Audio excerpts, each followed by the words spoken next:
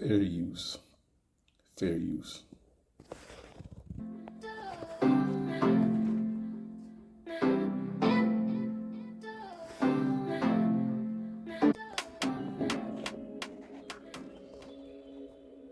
It is only through a diligent study of the past that one can perceive the mosaic of the self. In 1990 BC, the god King Fuxi bestowed onto the land that was to become the empire of the Middle. Government, domestication, cooking, philosophy, rule of law, monument building, as well as kanji, the system writing. These injections of culture set into motion the great wheel that was to become the Empire of China. As its first emperor, we must ask, where did he and the people he belongs to come from? Where did he draw his wealth of knowledge and culture from? I cannot thank our supporters enough. Your contributions are helping to keep this channel independent. Also, we have noticed active efforts by certain groups to try and suppress our videos. If you really like our content, you can help by sharing our videos wherever you can and by leaving a comment. In no way are we saying that the ethnic Chinese are not capable of, nor did they contribute meaningfully to the creation of the Chinese Empire. But before we go into the genetic, osteology, bone studies, cultural and historical evidence, let us first cover the often ignored evidence of the similarities between Chinese characters and hieroglyphics. And here, the similarities are too numerous to attribute to chance. Let us begin with the fact that both writing systems use logograms. These systems of writing use symbols or signs to convey meaning for a whole word. We have seen this before in our video where we reviewed the evidence of multiple Mesoamerican writing systems have their roots in the Kemetic hieroglyphics. We see the same pattern again here, where a very large number of words can be seen to have the same logos, the same symbols.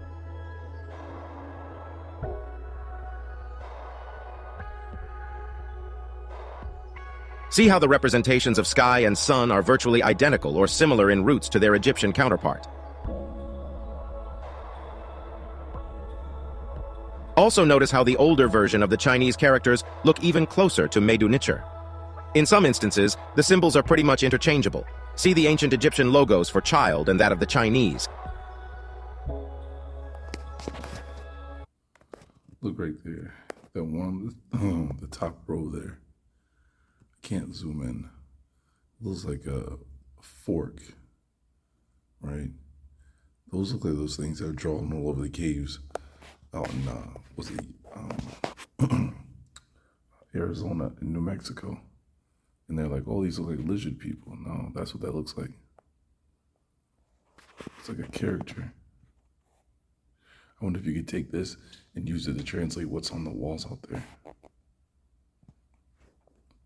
There are a lot more. I'll leave the links in the description for you to explore. A particular aspect of ancient Chinese culture that has endured to this day is the tradition of excellence and artistry in its calligraphy system. The refined calligraphy of the Chinese writing mimics the tradition of perfectionism in writing hieroglyphics. So Chinese writing system didn't just borrow the characters and their meaning from Kemet, but they also inherited its essence and its art. But if ancient Chinese writing is a derivative of hieroglyphics, who brought it to China? And did they bring anything else?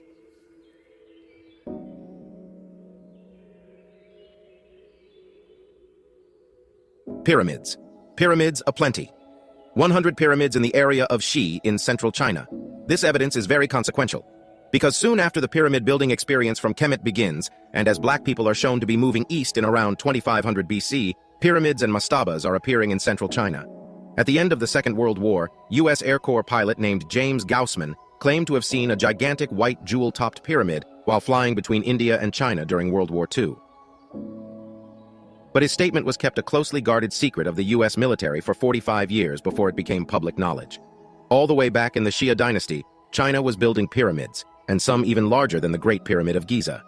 This points to the fact that the leaders at the time had access to a significant amount of labor. That means, even back in this remote period, China already had a large population, probably thanks to the agricultural revolution brought about by the Africans at the top of the Shang dynasty. But the similarities to Kemet don't stop there. The ancient Chinese also practiced mummification. In fact, one of the best preserved mummies is Lady Dai from the Han dynasty in 206 AD. Or like this 700-year-old mummy discovered by chance in eastern China, we witness the hand of the Africans again. China, just like Egypt, also performed sarcophagus burials for their kings. Just look at these magnificent tombs from Chinese 6th century emperors and compare them to the Egyptian king's sarcophagus.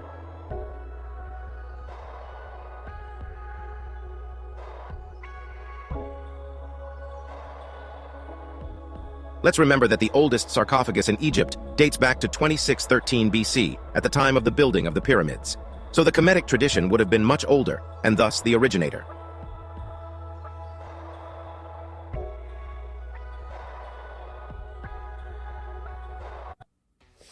Do you I gotta stop right here. Look at the two colors of people on the wall there. Red and golden.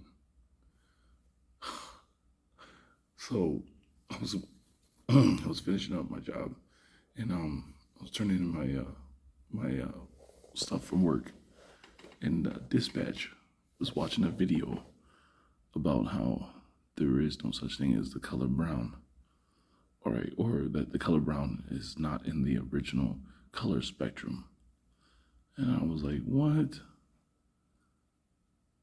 And the video went on, and we're watching it, and this guy's explaining that the color brown is nothing but dark orange. Let me see if I can find it. Doesn't exist. There's no wavelength for brown. When you see it, you're just looking at orange, but darker. Brown doesn't exist on this color wheel. The only way you can get it is if you go orange and then lower the brightness. One YouTube video I was watching on this was like, look at this boring orange square. It looks so orange. Oh shit, wait, it's brown. Tricked you, it's just the context. How do all you brunettes feel knowing that you're just darker gingers?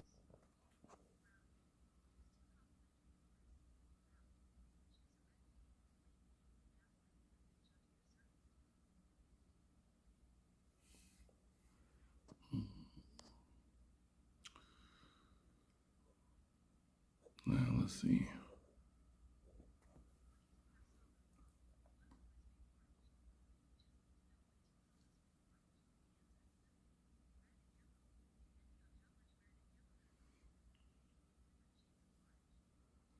That's what I was looking for.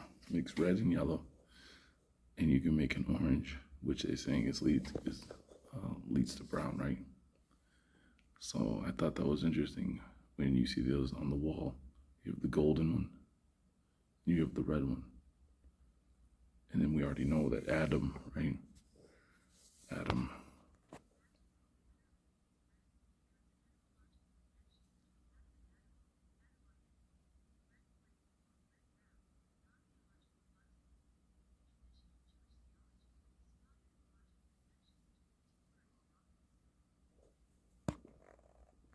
So we already know there's no black people, right? Legs Will did a video explaining what black really means. And I'll never forget, like, when he talks about like take a black t-shirt, right? Drop some bleach on it. The color shows through, right? So it's the absence of the color that it really is, right? The night sky is not black. It's another shade of blue, right? So now we know there's no black. I know there's people in the Adamance Islands, but we can easily then take that and discover what the real color spectrum is for them, right? And it goes back to India, right? They talked about black and blue people. Anyways, but I just thought that was interesting when I was watching him, because I was thinking about this in my mind. Adam being a red man, and you have the golden people here. His afterlife is also borrowed from the Kemetic concept of afterlife. Ancient Chinese believed that the spirit or soul would continue as they had in life. This mimics exactly what the ancient Egyptian believed and practiced. In fact, just like the old kingdom Kemetu, the ancient Chinese nobility would accompany the dead with their servants and slaves along with other personal belongings, a practice that was later discontinued in Kemet. In Kemet, it was frequent to bury the dead with their board games and their boat. The Egyptians believed that it would help their soul travel to the afterlife. Many ancient Chinese graves had board games and chariots instead. But the cultural motifs are identical: pyramids, sarcophagus, burying of belongings, vessels for the afterlife.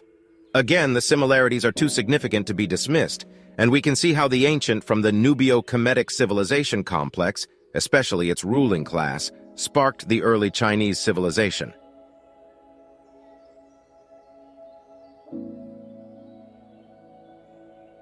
This even extends to the scribes. The scribe was also Now I've begun to wonder, was this, see, I want to see this image. I start wondering about petrified, things that were petrified. Was this the army that tried following Moses and the children of Israel out of Egypt and through the Red Sea? And you think about it, look at China, right? You have the Yellow River, you have all these things basically listed after colors. What's the chance that the Pacific Ocean is not the Red Sea? Just curious. I wondered if they are preserved like this because they were petrified under the pressure of the ocean.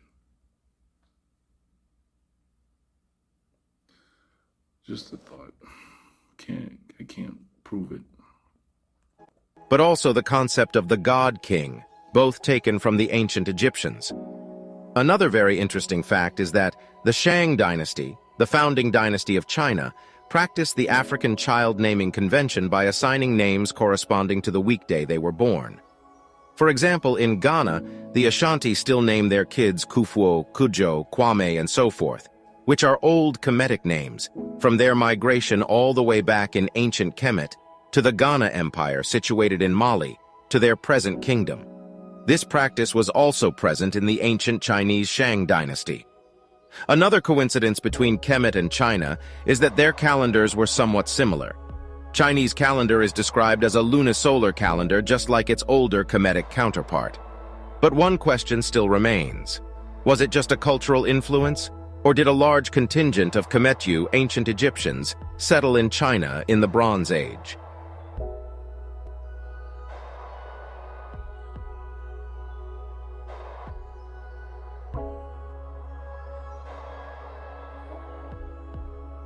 To begin, we must understand how ancient China started and the dynasties that created it. There are three founding dynasties in ancient China: the Jia dynasty, 1900 to 1700 BC, Shang Yin dynasty, 1700 to 1050 BC, and the Zhou dynasty. The Zhou dynasty was the first dynasty founded by the Mongoloid people in China. The Xia and Shang dynasties are said to have been founded by a people who came from the West, those who have been called the Na-Ki, which translates to Na, black, Ki, man. This would imply the first two oldest dynasties of China, the ones that brought in the foundations of their civilization, including writing and pyramid building, were Black African, or at the least ruled by black people from the West. That black civilization, as we have seen from research covered in previous videos, spanned from the Western Sahara to Kemet, Egypt, Asia Minor, and as we shall see today, Far East. That is China. The same Nubian stock that started the Greek, Etruscans, and Sumerian civilization. There is now a very large body of evidence, skeletal evidence, written account, artistic depictions, and oral history that shows that well into the Bronze Age, a very powerful black civilization ruled from Western Sahara all the way to Levant, the Middle East, Southeast Asia, China, and Japan. Throughout all these lands, numerous skeletal remains and antecedents depicting clearly Africoid gods are present.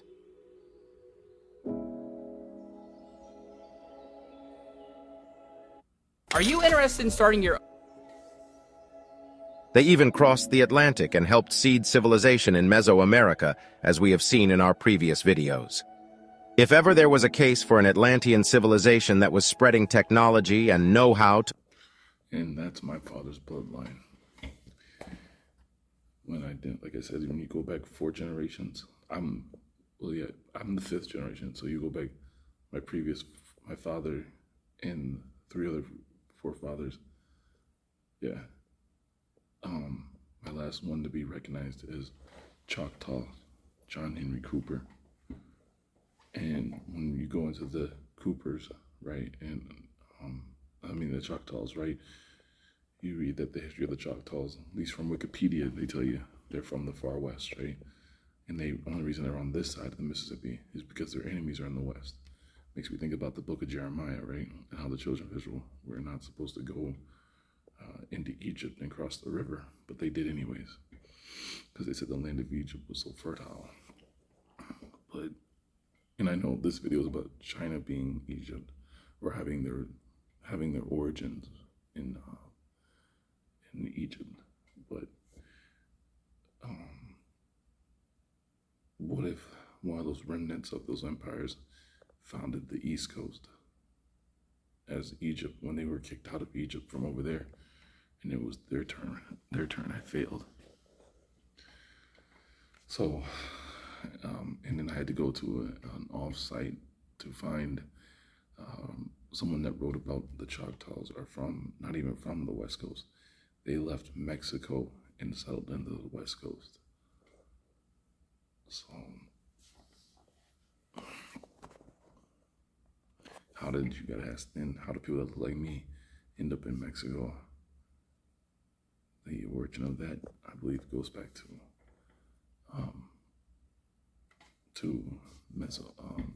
the Mayans, and that's what I'm trying to work on proving, the Choctaw and Mayan connection. The whole world. That would be that civilization of black people which lasted from 12,000 BC, when Africoid black people discovered agriculture in the Levant and spread it around the known world.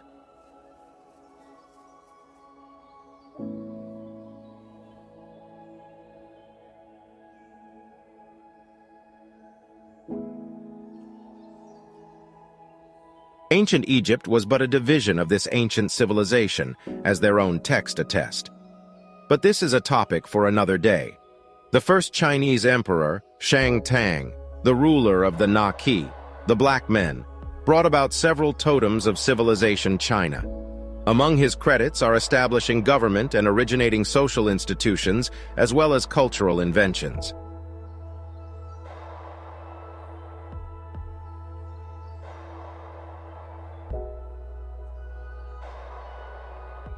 Emperor Tang is believed to have ruled from in 1600 and started the Shang dynasty by overthrowing the last king of the Xia dynasty. Amongst the many rulers in China, Shang Tang is notable for the inventions he brought forth. He is said to be the originator of the I Ching, the Book of Change. It is among the oldest and most revered system of philosophy. Emperor Hung Wu was founder of the great Ming dynasty of China. And there are indications that these early rulers were black, revered as god kings and then elevated to mythical figures, similar to Osiris and Imhotep.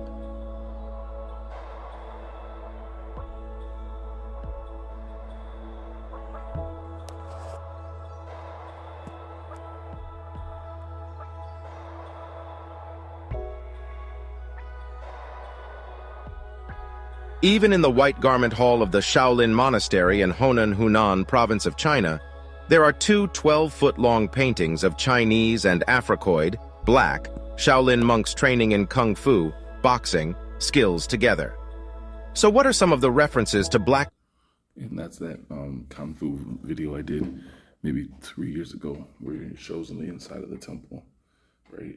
There's men painted on there. Most of them are dark brown, and these guys here in orange do not meet that description of what's drawn on the walls. But there's a yellow looking character, and then there's was it pale? Almost like a white pale, like a chalk pale looking characters drawn on the wall. I should do another video on that. People's presence in consistent rulership and deification in ancient China. In Southeast Asia and southern China, ancient skeletal remains represented the earliest inhabitants to be Australoids and Negrillo Negrito. By the beginning of the present Holocene period, the population in China could be differentiated and placed into categories designating Mongoloid in the north and Oceanic on black races in the south. You see, that's this right here. All right. So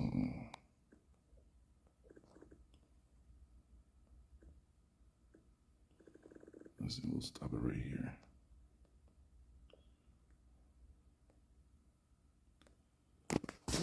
The skull fragments found in 2009 at the Tam Pa Ling cave in Laos are the oldest modern human remains found in Southeast Asia. The skull was identified as belonging to a modern human with distinct sub-Saharan African features. There you go.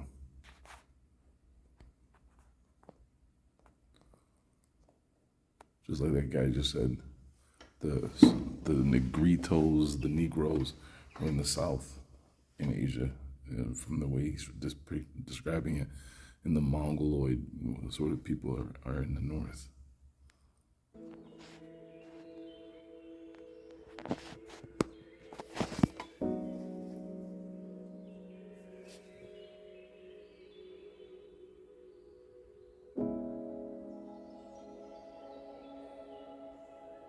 Both of these groups evolved out of a common Upper Pleistocene substratum as represented by the Tzu-Yang and Liuqian skulls.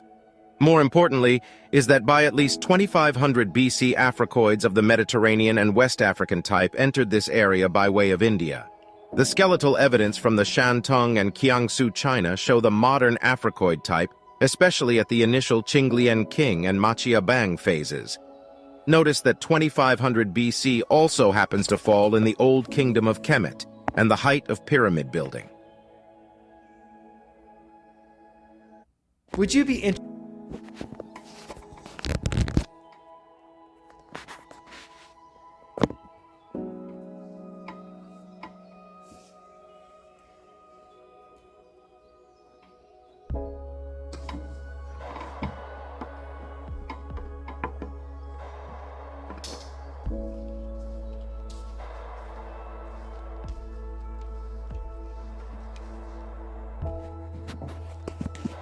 Other ancient Chinese sources describe the wealthy Mon Khmer who ruled the ancient kingdoms of Chamba, Funan, and Kampa, Lin Yi, as having curly hair and black skin.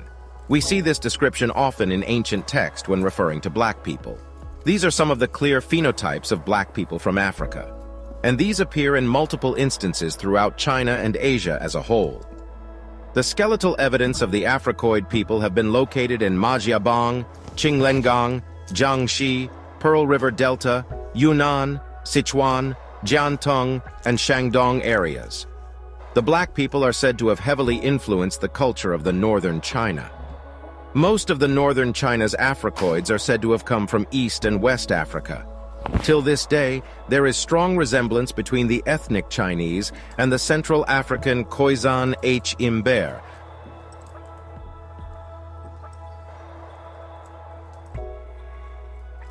There are many references to these black people in Chinese literature. According to T. de Lacoperi, the Chinese first met these tribes in 2116 BC, when they advanced eastwards of the great southern bend of the Yellow River. They are spoken of in the Zhou Li, composed under the Zhou dynasty, 1122-249 BC, as black and oily-skinned.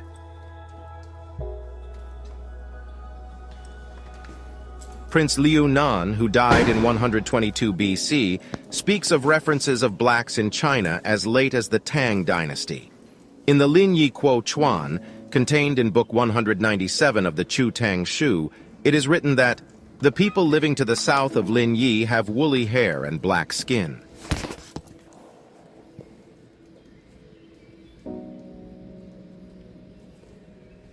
In addition to the above, Chinese folklore mentions an empress of China named Li, 373-397 AD, who was the consort of the Emperor Xiao Wu I, was a black. In addition to fighting the Yi, the Zhou also conquered the Negritos of southern China.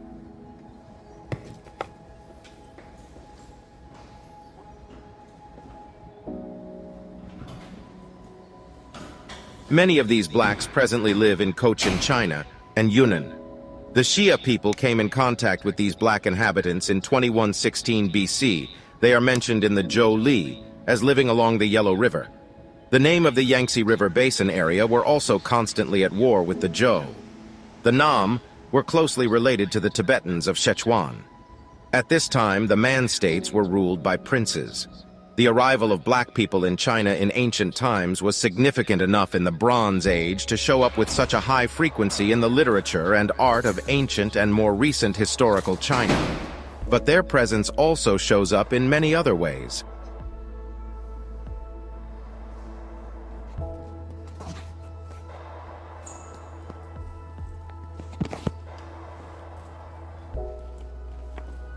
When Professor Jin Li set out to prove that Chinese people descended from a different lineage of the Homo gene pool, his study led him to in fact confirm that without exception, all Chinese people are descended from black people. And I quote, "We did not see even one single individual that could be considered as a descendant of Homo erectus in China. Rather, everybody was a descendant from our ancestors in Africa." End quote.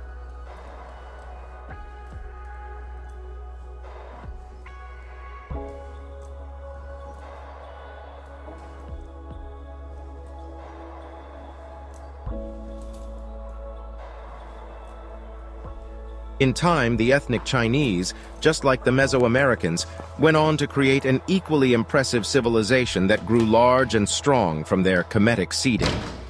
The contribution of the Africans, however, in the early days of China, is now understood to have been decisive.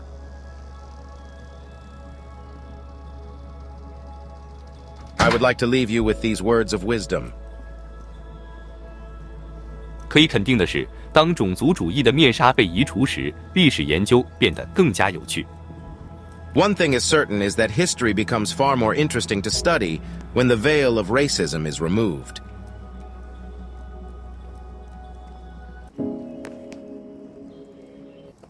So there you have it. I thought that video was interesting. I'll leave it in the description box so you can watch the other videos he's done.